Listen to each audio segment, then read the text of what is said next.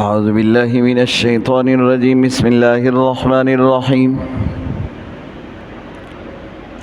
وقلنا يا آدم اسكن أنت وزوجك الجنة وكلا منها رغدا حيث شئتما ولا تقربا هذه الشجرة فتكونا من الظالمين.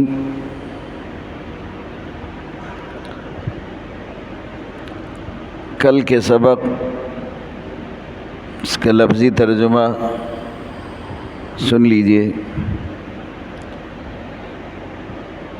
وعلم آدم الاسماء كلها، ہم نے آدم کو وہ سارے نام سکھا دیے. ثم عرضهم على الملائکہ، پھر ان کو فرشتوں پر پیش کیا بطور امتحان.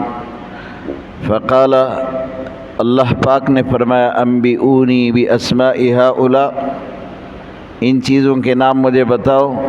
ان کنتم صادقین، اگر تم اپنے اس دعوے میں سچے ہو کہ تمہارا علم آدم سے زیادہ ہے اور تم وہ قرب کی وجہ سے زیادہ علم حاصل کر چکے. قالوا، فرشتوں نے کہا، سبحانک، پاکی ہے تیرے لیے. سبحانک، یا اللہ تیری ذات پاک ہے. لا علم لنا، ہمارے پاس علم نہیں ہے. الا ما علمتنا، مگر صرف وہ جو تم نے ہمیں سکھا دیا.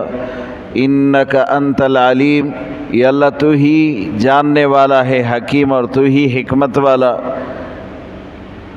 قال، اللہ پاک نے فرمایا، یا آدم، اے آدم، انبئہم باسمائہم، اب تم ان کو نام بتاؤ. فلما انبأہم باسمائہم، جب آدم نے نام بتلا دیے ان کو. قال، اللہ پاک نے فرمایا، الم اقل لکم، فرشتوں کو کہا، کیا میں نے آپ کو نہیں بتایا تھا؟ انی اعلم، میں خوب جانتا ہوں. انی اعلم، میں خوب جانتا ہوں. غیب السماوات والارض، آسمان اور زمین کی غیب کی چیزوں کو. وَأَعْلَمُ مَا تُبْدُونَ، اور میں خوب جانتا ہوں جو چیز تم ظاہر کرتے ہو. وَمَا كُنْتُمْ تَكْتُمُونَ، اور جو تم اپنے دل میں چھپاتے ہو، مجھے ان سب چیزوں کا پتہ ہے. وَإِذْ قُلْنَا لِلْمَلَائِكَةِ اسْجُدُوا، جب ہم نے فرشتوں کو کہا سجدہ کرو. لِآدَمَ، آدم علیہ السلام کی طرف، معنی تعظیم کا سجدہ آدم کے سامنے.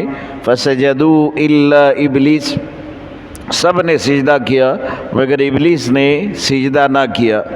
ابا واستکبر، انکار بھی کیا اور تکبر بھی کیا. وکان من الکافرین، اور یہ ابلیس پہلے سے ہی کافر. مانا وکان، اللہ کے علم میں تو تھا کہ یہ کافر ہے، اللہ کے علم میں پہلے سے یہ بات تھی کہ یہ کافر ہے. تو وکان من الکافرین، یہ ہو گئے کافروں میں سے. اس تکبر اور اس انکار پر وہ کافر بن گئے.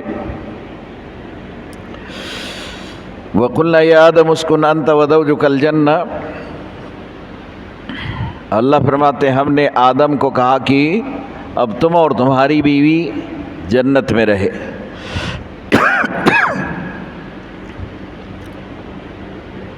وَكُلَا مِنْهَا رَغَدًا حَيْثُ شِئْتُمَا،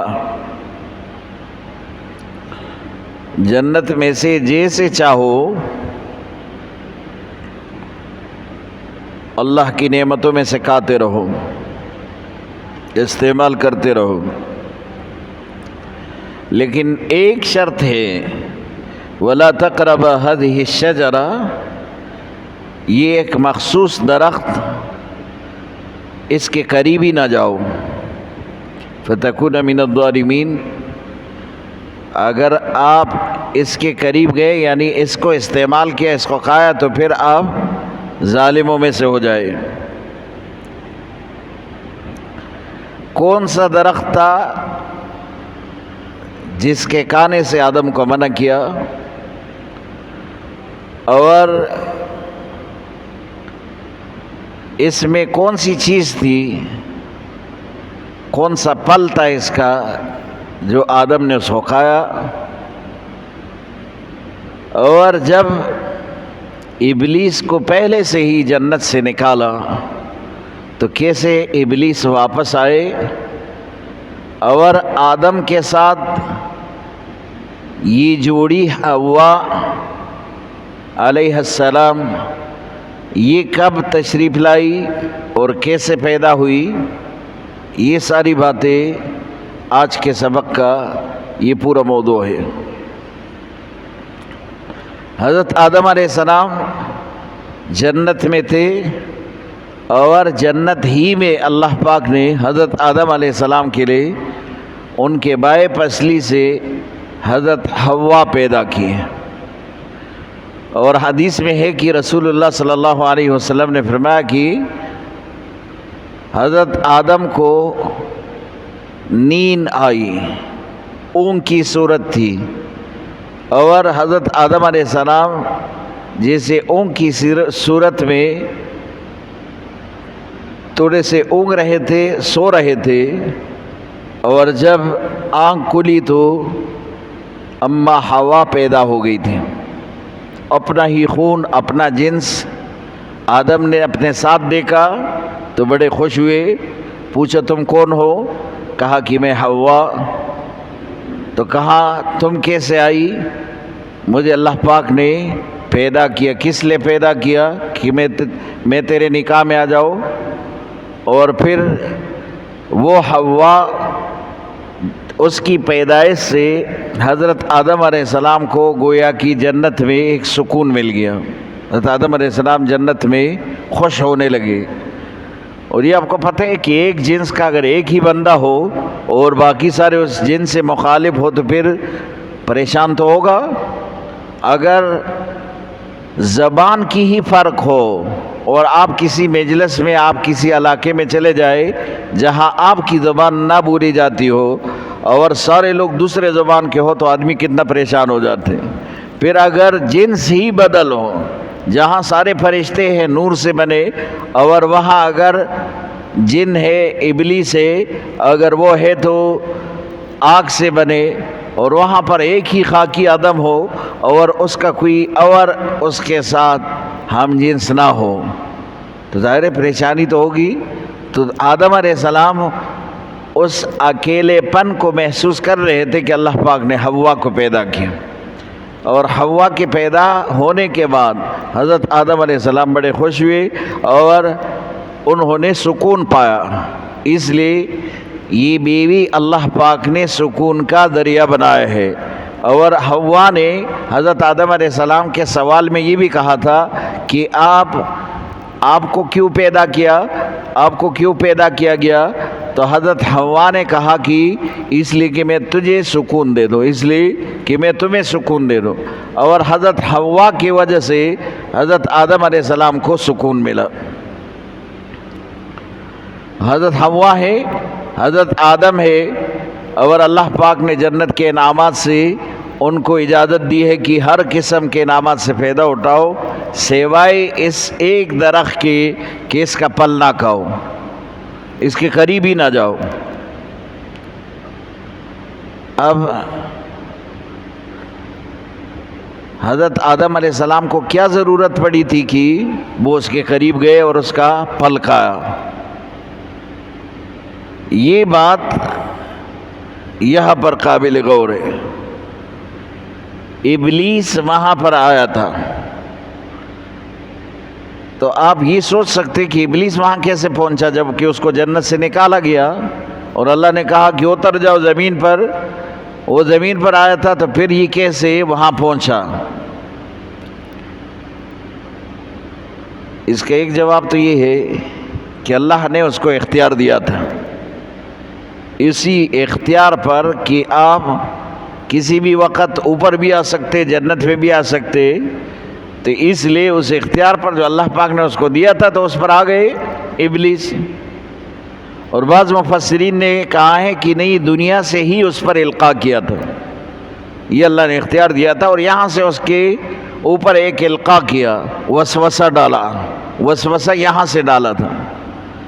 اور بعض مفسرین نے لکھا ہے کہ سانپ کی صورت میں وہاں پہنچا تھا، گویا کہ سانپ یہ بھی جب آدم علیہ السلام وہاں سے دنیا میں آئے تھے تو ایک سانپ بھی اوپر سے اس کے ساتھ نیچے آیا تھا، اور اسی سانپ کا قصہ بہت سارے مفسرین نے لکھا ہے۔ تو حضرت وہ حضرت آدم کے پاس جو ابلیس آیا تھا تو سانپ کے منہ میں بیٹھ کر وہاں جنت میں داخل ہوا۔ بہرحال یہ اسرائیلی روایت ہے، اور ہر اسرائیلی روایت کے بارے میں ہمارا یہ خیال ہے کہ لا نصدق ولا نکذب، نہ تو بالکل ہم اس کو سچا روایت مان سکتے ہیں، نہ بالکل اس کو جھوٹ کہہ سکتے ہیں۔ ممکن ہے کہ تاریخی لحاظ سے وہ درست ہو۔ بہرحال اللہ نے ابلیس کو یہ طاقت دی تھی، وہ جنت میں پہنچے اور آدم کو وسوسہ دیا، اور وسوسے میں یہ وسوسہ ڈالا کہ یہ تو شجرۃ الخلد ہے، یہ تو وہ درخت ہے کہ اس میں سے جس نے کھایا وہ ہمیشہ جنت میں رہے گا۔ فرشتوں نے اسی درخت میں سے کھایا ہے، اسی لیے تو فرشتے اسی جنت میں ہمیشہ ہے۔ اگر تم نے بھی اس میں سے کھایا تو تم بھی ہمیشہ جنت میں رہو گے، اور پھر جنت سے اللہ پاک آپ کو نہیں نکالیں گے، اس میں سے کھا لو۔ تو آدم علیہ السلام کو پھر بھی یقین نہیں آ رہا تھا کہ اگر یہ جنت الخلد ہے تو اللہ پاک نے کیوں مجھے روکا ہے۔ اب بعض مورخین نے لکھا بھی ہے کہ جنت وہ خلد کے لیے تھا، جن فرشتوں نے کہا وہ ہمیشہ وہاں جنت میں تھے، وہ درخت اسی کے لیے تھا۔ اب شیطان نے قسم اٹھایا، قسم کہ یہ جنت یہ شجرۃ الخلد ہے، آپ نے کہا تو آپ ہمیشہ جنت کی بادشاہت آپ کو مل گئی۔ اور حضرت آدم علیہ السلام کو بالکل اس پر یقین آیا۔ آدم علیہ السلام کو یہ تو نہیں پتہ تھا اس وقت کہ کوئی جھوٹا قسم بھی اٹھا سکتے، اس سے پہلے تو کبھی ایسا ہوا ہی نہیں، پہلا قسم تھا جو ابلیس نے اٹھایا جھوٹ پر، اور آدم کو یہ پتہ نہیں تھا کہ کوئی جھوٹا قسم بھی کھا سکتے، اس لیے آدم نے اس پر یقین کیا اور اسی درخت میں سے کھایا۔ اب درخت کون سا درخت تھا؟ تو اس میں مفسرین نے بھی کئی اقوال لکھے۔ بعض مفسرین نے لکھا ہے کہ یہ گندم کا درخت تھا، گندم کا، جیسے یہاں پر پودا ہے وہاں گندم میں، جنت میں گندم کا درخت تھا، یہاں پودا ہے وہاں درخت کی صورت میں تھا جس میں گندم کا دانہ تھا۔ اور بعض مفسرین نے لکھا ہے کہ یہ انگور کا درخت تھا، اس میں انگور تھے۔ بعض مفسرین نے کھجور کا درخت لکھا ہے کہ اس میں کھجور تھے، اور بعض مفسرین نے اس میں مختلف پھل فروٹ غلجات کے بارے میں یہ پودا اور یہ درخت لکھا ہے۔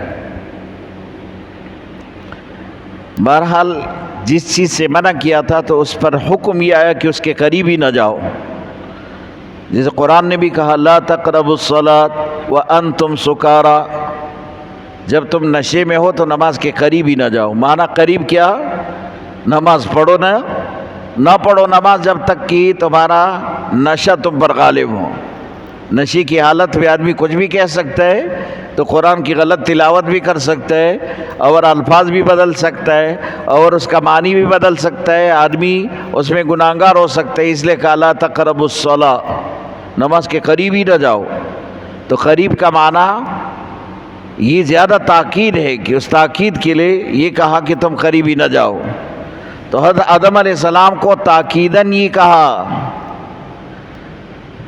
لا تقربا هذه الشجرہ، اس درخت کے قریب ہی نہ جاؤ۔ اور یہاں پر تثنیہ کا صیغہ اس لیے کہا کہ آدم علیہ السلام کے ساتھ چونکہ اما حوا بھی ہے تو اس لیے کہا لا تقربا هذه الشجرہ، تثنیہ کا صیغہ ہے، دونوں نہ جاؤ اس درخت کے پاس۔ اور ہمارے استاد محترم نے ہمیں ایک عجیب یہاں پر نکتہ بیان کیا تھا، وہ کہہ رہے تھے کہ دیکھو دنیا میں جتنے لوگوں نے اپنی ہی بیویوں کی بات مانی وہ ناکام ہو گئے، اکثریت ایسے۔ فرعون نے بھی بیوی کی بات مانی تھی، بیوی نے کہا کہ موسیٰ کو بیٹا بنائیں گے، اس وقت تو نہیں جانتے تھے کہ یہ ہمارا بیٹا بن جائے گا۔ فرعون نے کہا تیرا بیٹا ہوگا، میرے لیے آنکھوں کی ٹھنڈک نہیں ہے، لیکن پھر بھی بیوی کی بات مانی، اس کو گھر میں رکھا، اور وہی موسیٰ فرعون کے تباہی کا سبب بنا۔ اور عام طور پر جب بھی اسی طرح کے مشورے میں بات آئی اور آدمی نے جو ہے بیوی کی بات مان لی، وہ ناکام ہوا. اور یہ بڑے لوگ ہمیشہ بیویوں کی بات مانتے ہیں. تو ہمارے استاد محترم نے کہا کہ آدم علیہ السلام پھر بھی پیچھے ہٹے تھے کہ یہ دانہ جس سے اللہ نے منع کیا اس کے قریب ہی نہیں جاتے، یہ تو آزمائش ہے. لیکن بیوی نے کہا کہ کیا فرق پڑتا ہے اگر ہم ایک دانہ کھائیں اور شاید کہ اس کی وجہ سے ہم ہمیشہ جنت میں اور پھر نہ نکالے جائے یہاں سے. تو آدم پھر جو ہے اس درخت کے پیچھے چلے اور وہاں سے دانہ کھایا، آدم نے بھی اور حوا کو بھی دیا. تو یہ بیوی کے کہنے پر ایسا ہوا تھا. وہ کہہ رہے کہ بیوی کے کہنے پر آدم نے وہ دانہ کھایا تھا. بہرحال آزمائش تو تھا اللہ کی طرف سے، نہ کھاؤ، آدم نے کھایا. اور جیسے کھایا دانہ، اب اللہ کی طرف سے حکم آیا کہ جاؤ اب تم میرے جنت سے نکلو. بہت بڑا حکم تھا کہ جنت سے نکلو. اور ہمارے ایک بڑے شاعر نے لکھا ہے، جنت زید توالد تناسل نو اور غنم دانا بہانہ شعبہ آدم تھا. اصل میں جنت میں تو یہ آدم کی اولاد اور نسل کی بڑھوتری یہ تو تھا ہی نہیں، کیونکہ جنت تو اس کی جگہ نہیں ہے. تو آدم کو تو دنیا میں بھیجنا تھا، اور بھیجنے کے لیے یہ ایک سبب تھا کہ درخت یہ کھائے گا تو پھر جو ہے یہ اللہ کی حکم ادھوری ہوگی اور اس کو یہاں سے اللہ پاک نکالیں گے. اور بعض مفسرین نے کیا عجیب نقطہ لکھا ہے، اللہ نے جنت میں آدم کو پیدا کیا، وہیں پر ابتدا جنت کے اندر آدم کی جنت میں پیدا کیا، اور پھر جنت سے نکال کر دنیا میں بھیجا، اور یہ اعلان کیا کہ تمہارا اصل ٹھکانہ جنت ہے، لیکن اس کے لیے دنیا میں جا کر ابھی محنت کرنا پڑے گا اور پھر جنت میں آنا پڑے گا. آدم تو آئے اس لیے کہ یہاں پر آدم کی اولاد ہے، اور آدم کی اولاد کا سلسلہ قیامت تک چلے گا، اور پھر یہ سارے لوگ جنت میں جائیں گے. اللہ پاک نے مسلمانوں کے لیے جنت بنایا، تو یہ ایک سبب تھا آدم کا دنیا میں آنے کا، اس لیے دنیا میں بھیجا. حضرت موسیٰ علیہ السلام نے حضرت آدم علیہ السلام کے ساتھ مناظرہ کیا ہے. یہ حدیث مسلم میں اور مشکات میں، امام مسلم نے بھی لکھا ہے، مشکات میں بھی ہے. اور اس میں مناظرہ کیا تھا.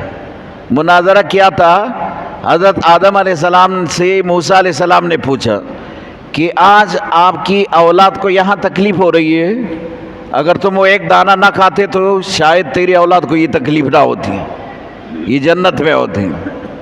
حضرت آدم نے کہا کہ میں نے تو اللہ کا ایک حکم پورا کیا. تم نے کبھی اللہ سے پوچھا ہے کہ اللہ پاک نے میرے لیے یہ حکم بھیجا تھا کہ آدم کو پیدا کروں گا اور پھر آدم اسی طرح ایک دانہ کھائے گا اور پھر میں اس کو جنت سے نکالوں گا؟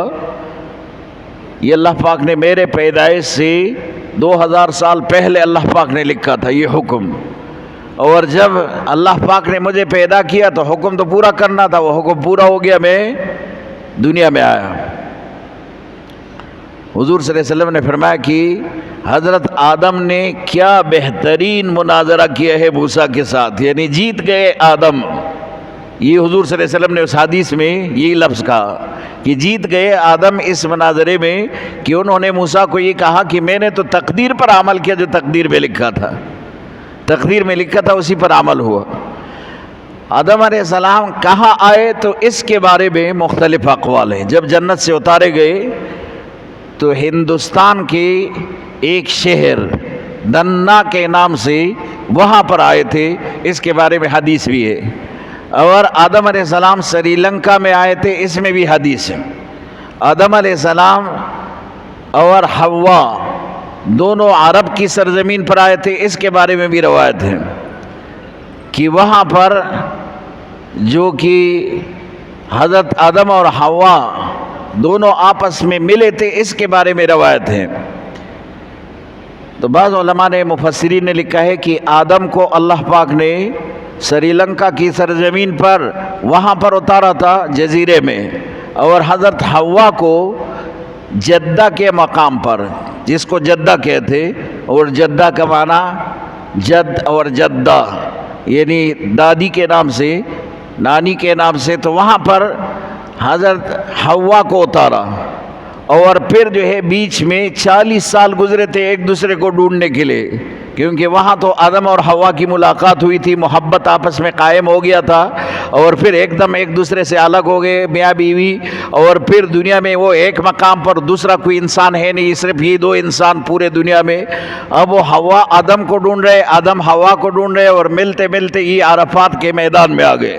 اور عرفات کے وہ اب جو مینار بنایا ہے پہاڑی کے اوپر، چھوٹی سی ایک مینار ہے، یہ مینار علامت ہے کہ یہاں پر آدم اور حوا دونوں آپس میں ملے تھے، ملاقات ہو گئی تھی، وہ مینار باقاعدہ اس کی علامت ہے۔ تو بعض مفسرین نے لکھا ہے کہ یہ ملاقات کی جگہ ہے، اصل میں جو اوپر جنت سے اتارا تھا وہ مختلف مقامات ہیں، جدہ میں حوا کو، اور سری لنکا یا ہندوستان میں حضرت آدم کو اتارا تھا، پھر آپس میں جب ملے تھے تو وہ یہ مینار ہے جہاں پر دونوں کی ملاقات ہوئی تھی۔ وآخر دعوانا ان الحمدللہ۔